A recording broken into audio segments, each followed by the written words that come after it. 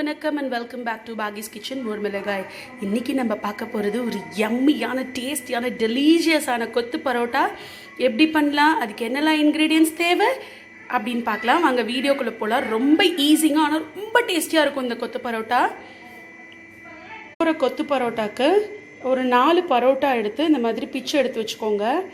1 cup அளவுக்கு குருமா எடுத்து வச்சுருக்கேன். நீங்கள் என்ன வெஜிடபிள் குருமா எடுத்துக்கலாம், இல்லை சால்னா எடுத்துக்கலாம். நான் சால்னா எடுத்து வச்சுருக்கேன்.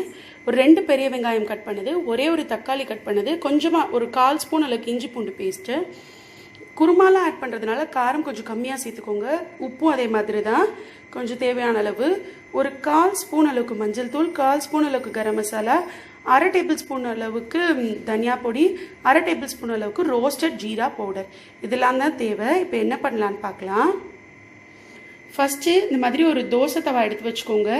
நீங்கள் எந்த தவா வேணாலும் உங்களுக்கு யூஸ் பண்ணிக்கலாம். நார்மல் தோசை தவா இவ்வளோ பெருசு இல்லை அப்படின்னா கூட. ஃபஸ்ட்டு இந்த வெங்காயத்தை இதில் சேர்த்துக்கிறேன். தேவையான அளவுக்கு வெங்காயம் சேர்த்துக்கோங்க. இந்த வெங்காயத்தோட கொஞ்சமாக எண்ணெய் சேர்த்துக்கலாம். ஏன் ஃபஸ்ட்டு நான் எண்ணெய் சேர்க்கல அப்படின்னா, எண்ணெய் இந்த மாதிரி தவாலெல்லாம் வழியும் இல்லையா, அதனால ஃபஸ்ட்டு வெங்காயம் சேர்த்துட்டு அதுக்கப்புறமா எண்ணெய் சேர்த்துருக்கேன்.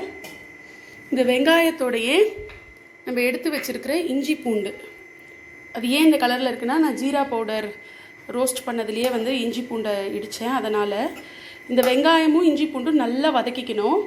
இந்த ரா ஸ்மெல் போய் வெங்காயத்தோட கலர் சேஞ்ச் ஆகிற அளவுக்கு வதக்கிக்கோங்க. உங்களுக்கு இந்த மாதிரி தோசை தவாலெல்லாம் பண்ண வரல அப்படின்னா, நீங்கள் உங்கள் நார்மல் கடாயிலையோ இழுப்புச்சட்டிலையோ கூட பண்ணிக்கலாம். இப்போ நல்லா இந்த வெங்காயமும் இஞ்சி பூண்டும் பச்சை வாசனை போகிற அளவுக்கு வதக்கிக்கோங்க. இந்த வெங்காயத்தை நல்லா இந்த மாதிரி ஸ்ப்ரெட் பண்ணி விட்டுட்டு வதக்கிட்டு ஸ்ப்ரெட் பண்ணி விட்டுக்கோங்க. ஸ்ப்ரெட் பண்ணி விட்டு அந்த இஞ்சி பூண்டு வெங்காயத்தோட ரா ஸ்மெல் போகிற வரைக்கும் நல்லா வதக்கிக்கணும். சிம்லே வச்சுக்கோங்க அடுப்பை, அதுதான் பெட்டர். இப்போ பார்த்தீங்க அப்படின்னா, நான் சால்னா எடுத்து வச்சுருக்கேன் இல்லையா, இதோட ரெசிபி நம்மளோட யூடியூப் சேனலில் போட்டிருக்கேன். அதோட லிங்க் நான் உங்களுக்கு டிஸ்கிரிப்ஷன் பாக்ஸில் கொடுக்குறேன், பார்த்துக்கோங்க. இப்போ பார்த்தீங்க அப்படின்னா, நான் 4 பரோட்டா எடுத்து வச்சுருக்கேன். இந்த பரோட்டாவை நான் பிச்சு எடுத்து வச்சுருக்கேன். நீங்கள் ரொம்ப ஃபைனாக சாப் பண்ணணும், மிக்சியில் போட்டு அரைக்கணும்லாம் அவசியம் இல்லை. கையாலே இப்படி பிச்சு ரஃப்பாக சாப் பண்ணி எடுத்து வச்சுக்கிட்டா போதும். இப்போ பாருங்கள், நம்மளோட வெங்காயம் கொஞ்சம் கலர் சேஞ்ச் ஆக ஆரம்பிச்சிச்சு. நம்ம போட்டிருந்த இஞ்சி பூண்டோட ரா ஸ்மெல்லும் போயிடுச்சு இல்லையா. இப்போ இதில் நான் தக்காளி சேர்த்துக்க போகிறேன். இன்னொரு 1 செகண்ட் மட்டும் வதக்கிட்டு இப்போது நம்ம எடுத்து வச்சுருக்கிற தக்காளி சேர்த்துக்கலாம். நான் கொஞ்சம் இது பண்ணுறேன், ஏன்னா தக்காளி ஜூஸியாக இருக்கும் இல்லையா. தக்காளியும் சேர்த்து நல்லா வதக்கிக்கோங்க. நல்லா இந்த இதோட வதக்கிட்டு அந்த தக்காளி கொஞ்சம் குக்கார வரைக்கும் நல்லா வதக்கிக்க போகிறோம். தக்காளி சேர்த்து ஒரு 1 நிமிஷம் ஆயிடுச்சு. இப்போ பார்த்தீங்க அப்படின்னா தக்காளியும் கொஞ்சம் குக் ஆகிடுச்சு இல்லையா. இப்போ நம்ம எடுத்து வச்சுருக்கிற இந்த ரா பவுடர்ஸ் எல்லாம் சேர்த்துக்க போகிறோம். நல்லா இதெல்லாம் ஒன்று கூட்டிக்கோங்க, அது மேலே சேர்த்துக்கோங்க. ஏன்னா ஸ்ப்ரெட் பண்ணி விட்டுக்கலாம். அப்புறம் இல்லாட்டி அந்த ரா பவுடர்ஸ் டைரெக்டாக கல்லில் பட்டுச்சு அப்படின்னா கருகிடும். உங்களுக்கு வேணும்னா இந்த பவுடர்ஸ் சேர்த்துட்டு கொஞ்சமாக எண்ணெயும் சேர்த்துக்கலாம்.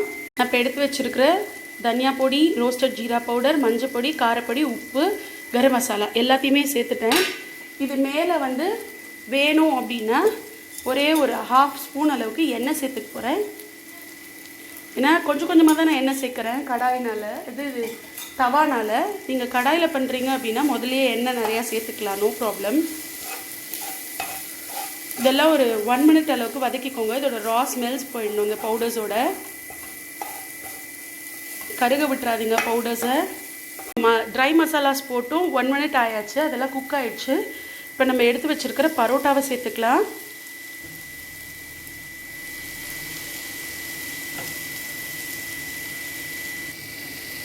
அது கூடவே நம்ம எடுத்து வச்சுருக்கிற குருமாவில் கொஞ்சம் ஃபஸ்ட்டு சேர்த்துக்கோங்க. எவ்வளோ வேணுமோ கொஞ்சமாக சேர்த்துக்கலாம், நோ ப்ராப்ளம். ரொம்ப தண்ணியாக இருக்கக்கூடாது. ஃபஸ்ட்டு எல்லாத்தையும் ஒரு தடவை மிக்ஸ் பண்ணிக்கோங்க. அந்த மசாலாஸ், இந்த குருமா, இந்த பரோட்டா எல்லாம் ஒன்றா சேர்கிற அளவுக்கு மிக்ஸ் பண்ணிக்கோங்க. எடுத்து வச்சுருந்த 1 கப்பு குருமா ஃபுல்லாகவே இதில் ஆட் பண்ணிவிட்டு இப்படி ஸ்ப்ரெட் பண்ணிக்கோங்க. ஃபஸ்ட்டு பண்ணிவிட்டு இப்போ கரண்டிக்கு பதிலாக நீங்கள் கரண்டியாலையும் இப்படி நல்லா கொத்தி விட்டு இந்த இவ்வளோ லிக்விடாக இருக்கு, சிம்லேயே வச்சுக்கோங்க. இவ்வளோ லிக்விடாக இருக்குல்ல, இதை கொஞ்சம் ட்ரை ஆகிற வரைக்கும் இப்படி கொத்தி விட்டுக்கலாம். இல்லை அப்படின்னா இந்த மாதிரி ஒரு கிளாஸ் எடுத்துக்கோங்க, எட்ஜ் ஷார்ப்பாக இருக்கிற மாதிரி. அதை வச்சு நல்லா கொத்தி விட்டிங்கன்னா கொத்து பரோட்டா நமக்கு ஒரு 2-3 மினிட்ஸில் ரெடி ஆகிடும். நல்லா கொத்தி விட்டுக்கோங்க.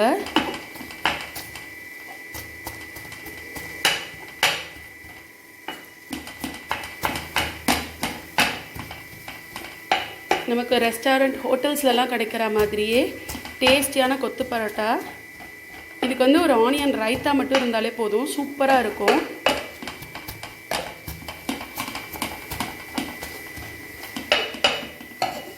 இப்போ பாருங்கள், நம்ம போட்டிருந்த குருமா வந்து கொஞ்சம் ட்ரை ஆக ஆரம்பிச்சிருச்சு இல்லையா? இப்படி தான் பண்ணணும். மினிட்க்கு அந்த மாதிரி நான் வந்து நல்லா அந்த டம்ளர் வச்சு இது பண்ணிட்டேன். இப்போ பார்த்தீங்க அப்படின்னா நம்மளோட கொத்து பரோட்டா ரெடி ஆயிடுச்சு. உங்ககிட்ட கொத்தமல்லி கருவேப்பிலை இருந்துச்சுன்னா நீங்கள் இதுக்கு மேலே போட்டுக்கலாம். என்கிட்ட இல்லாததுனால நான் இப்போ ஆட் பண்ணல. நான் இப்போ அடுப்பை ஆஃப் பண்ணிவிட்டு இதை சர்வ் பண்ணிக்க போகிறேன்.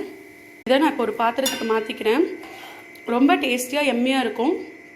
நமக்கு கடையிலலாம் கிடைக்கிற மாதிரியே கொத்து பரோட்டா இது ரொம்ப அருமையாக இருக்கும். நீங்களும் உங்கள் வீட்டில் மறக்காமல் ட்ரை பண்ணி பாருங்கள். டடா, நம்மளோட டேஸ்டியான எம்மியான கொத்து பரோட்டா வித் ரைத்தா ரெடி ஆயிடுச்சு. இந்த கொத்து பரோட்டா உங்களுக்கும் ரொம்ப பிடிக்கும். இந்த வீடியோ நீங்களும் மறக்காமல் இதை ட்ரை பண்ணி பாருங்கள். எப்படி வந்திருக்குன்னு எங்களுக்கு கமெண்ட்டில் சொல்லுங்கள். இங்கே பாருங்கள் எவ்வளோ அருமையாக இருக்குல்ல. அப்படியே வாசனையே என்னை வந்து இப்பயே சாப்பிடு அப்படிங்கிற ரேஞ்சுக்கு இருக்குது. இந்த ஹோப் உங்கள் எல்லாருக்கும் இந்த வீடியோ பிடிக்கும்னு நினைக்கிறேன். மறக்காமல் நீங்களும் இதை உங்கள் வீட்டில் ட்ரை பண்ணி பாருங்கள். இந்த வீடியோ பிடிச்சிருந்தது அப்படின்னா லைக் பண்ணுங்கள், ஷேர் பண்ணுங்கள், கமெண்ட் பண்ணுங்கள். நம்ம சேனலை மறக்காமல் சப்ஸ்கிரைப் பண்ணுங்கள். இது வரைக்கும் சப்ஸ்கிரைப் பண்ணாதவங்க பக்கத்தில் இருக்கிற பெல் ஐக்கன் ப்ரெஸ் பண்ணிக்கோங்க. அடுத்தடுத்த வீடியோஸோட நோட்டிஃபிகேஷன் உங்களுக்கு வரதுக்காக. இவ்வளோ நேரம் இந்த வீடியோவை பொறுமையாக பார்த்ததுக்கு தேங்க்யூ ஸோ மச். அடுத்தது ஒரு இன்ட்ரெஸ்டிங்கான வீடியோவில் உங்களை சந்திக்கிறேன். அது வரைக்கும் டாட்டா, பை பாய்.